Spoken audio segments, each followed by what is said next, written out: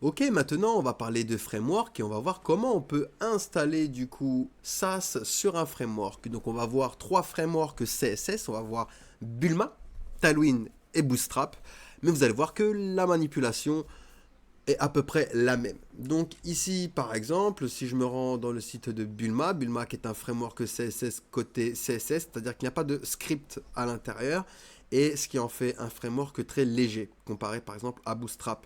Je vais appuyer sur Get Starting ici, d'accord. Et ici, vous avez toute la doc du coup de Bulma. Nous, ce qui nous intéresse ici, c'est de l'installer, de comment l'installer. En fait, comment l'installer ici. Eh ben, si j'appuie sur Start, ici, vous voyez, j'ai différentes manières. Use CDN, install the nph package, ou alors clone the GitHub repository. Pardon. Donc du coup, la manière de faire pour SAS est de soit cloner un GitHub, soit de l'installer via le npm. Et c'est ce qu'on va faire. Donc ici, j'ouvre mon dossier Bulma. Donc je fais un clic droit, ouvrir dans le terminal intégré, d'accord. Et ici, je fais un npm init pour initialiser un projet. Ok, donc il va me poser un tas de questions. On va appuyer sur Entrée jusqu'à qu'il nous dise tout est ok, oui. Et comme ça, notre package JSON est apparu. Ensuite, je fais un npm install Bulma, ce qu'on peut trouver du coup ici. Je l'installe. Et dans mon package JSON, vous allez voir que dans les dépendances, il va y avoir Bulma ici. Vous voyez, Bulma. Ok. Nickel, nickel. Donc, une fois que ceci est fait, eh ben, je vais pouvoir me faire un npm install Sass. J'installe cette fois-ci Sass. Ok. Vous voyez, j'ai bien un autre module qui est apparu ici. Ok, nickel.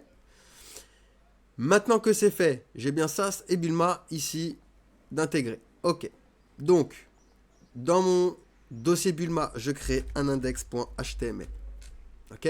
Je crée ensuite un dossier que je vais appeler Sass. Je vais ensuite me créer un autre dossier que je vais appeler CSS. Dans l'index, point d'exclamation entrée. Ok. Avant le balise title, on va linker css/style.css. Ok. On peut se rajouter un H1 avec une classe asTextPrimary qui est une texte de Bulma, donc pour mettre le titre de couleur. Et on va faire hello. Ok, donc ici, clic droit, Open with Live Server. Mon texte est noir, c'est normal parce qu'on n'a pas encore compilé. Une fois qu'on a fait ceci, je vais créer dans SAS mon fichier style.scss. Ok, donc nickel.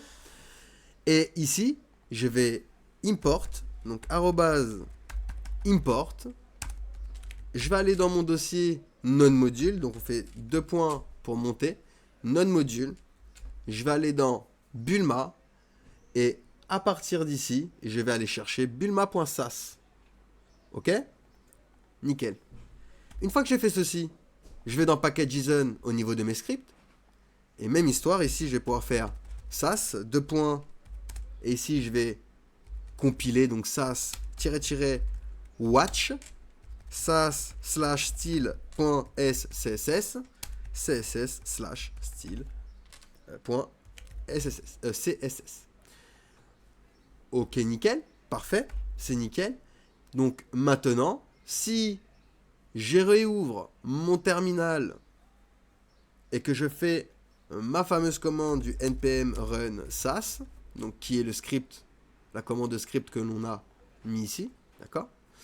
Ça va compiler, voilà, parfait. Compiled sas style.sss to sss style, parfait.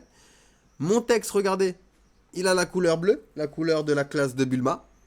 Et si je vais dans mon CSS ici, hop, je clique dessus, regardez tout ce que j'ai là. Là, j'ai tout le framework Bulma dans un fichier style.css. Ok.